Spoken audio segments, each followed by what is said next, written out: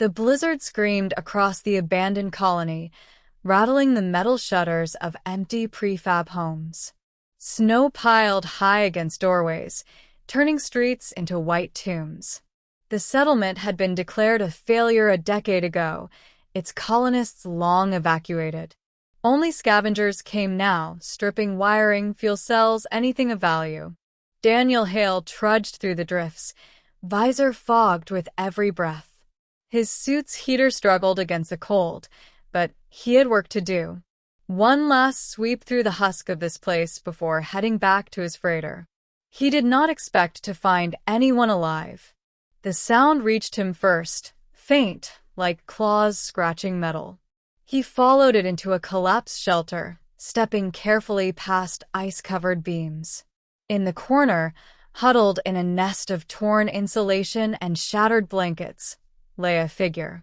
She was alien, but vaguely humanoid, slender, with mottled blue skin dulled by frostbite and faint ridges down her arms that trembled violently as she shivered. Her clothes were rags, barely enough to cover her. Her eyes, enormous and luminous in the dark, lifted weakly to meet his. "Please," she whispered, voice cracking like glass. "Don't throw me out." Daniel froze. The girl dragged herself upright, her body shaking. "I can cook," she said desperately.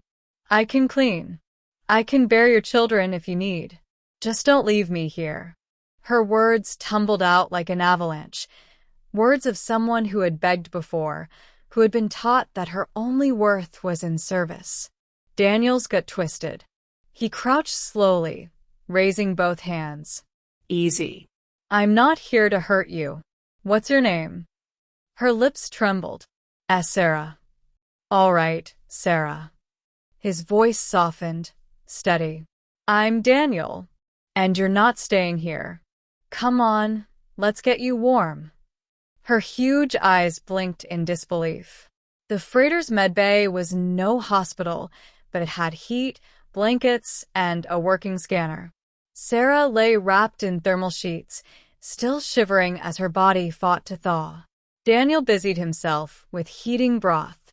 She watched him with suspicion, every muscle taut. "You don't have to promise me children," he said finally, keeping his tone even. "Or anything like that. You don't owe me a damn thing." Her brow furrowed, ridges trembling. "But why save me then?" "Because you were dying." He set the steaming bowl in her hands. "And that's reason enough." Sarah sipped, eyes wide. She ate as though she hadn't tasted food in weeks. Daniel realized, with a pang, that she probably hadn't. Days passed as she regained strength. Sarah spoke little, but when she did, fragments of her story emerged. Her people, the THRYL, had been one of the minor species swept into Dominion wars. Colonies were abandoned, families scattered. She had been left behind when her settlement collapsed, too young to fight, too weak to flee.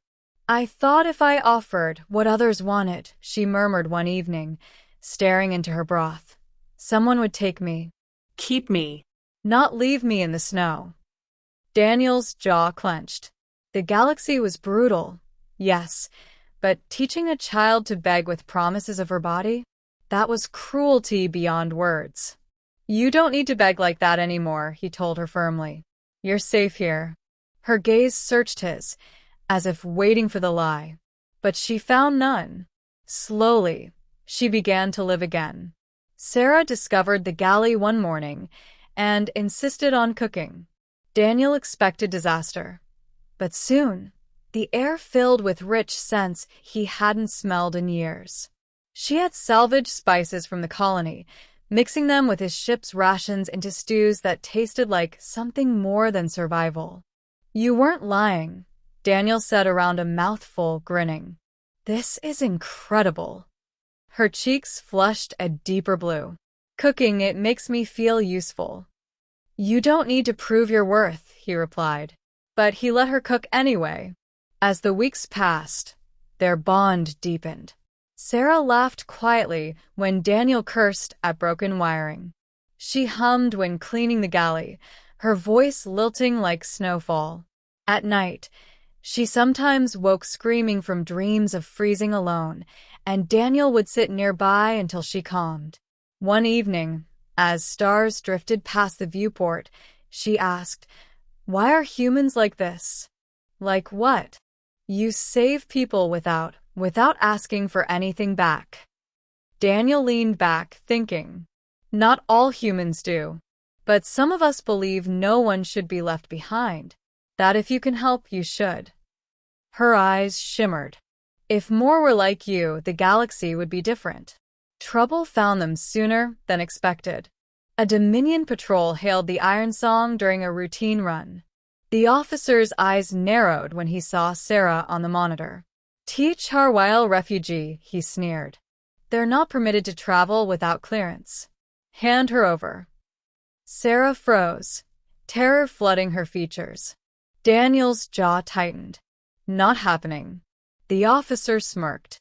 You'd risk smuggling charges for a stray? Daniel's hand hovered near the console. Listen carefully. If you think I'm letting you take her back to rot in some camp, you're out of your damn mind. Tension crackled through the calm. The patrol finally disengaged, muttering threats.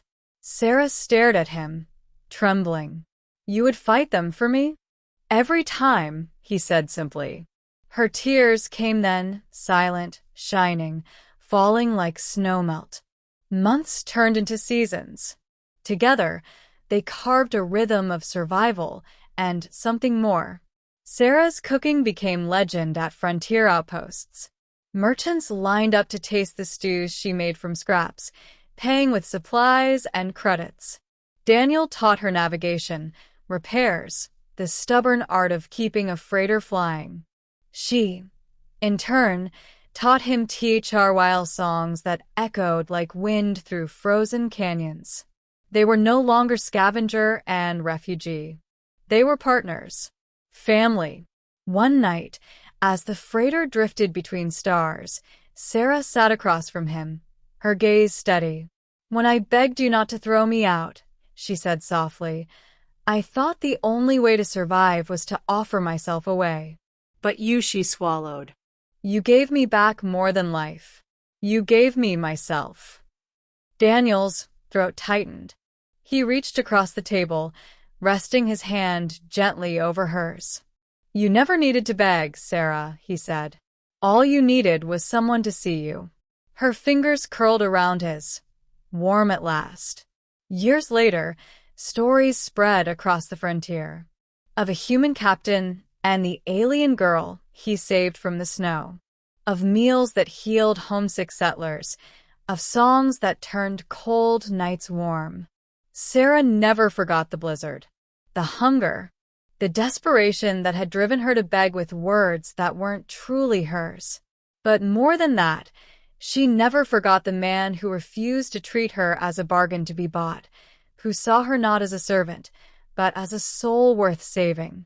And whenever the wind howled outside their ship, she would whisper the words that once were despair, now transformed by memory into gratitude. Please don't throw me out. But Daniel never would. He had given her a home, a future, a reason to believe in humanity.